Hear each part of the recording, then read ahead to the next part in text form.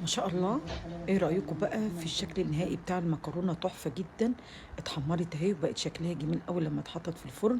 شكلها بصوا، شكلها بتتكلم عن نفسها. طعمها بصوا، ما اقولكوش بقى بفص الثوم اللي انا قلت لكم، السر الاخير اللي انا هقوله لكم هو فص الثوم في المكرونة، خليكي تاكليها. بصي مش هتسيبي ولا واحدة في الطبق. شكلها جميل جدا. كلي بقى عليها مايونيز، كلي عليها كاتشب، كلي عليها زي ما تاكلي عليها. بس بصوا طعمها روعة الروعة، ولا ريحتها في منتهى الجمال. عزمت زي ما انا قلت لكم جيراني واصحابي واخواتي.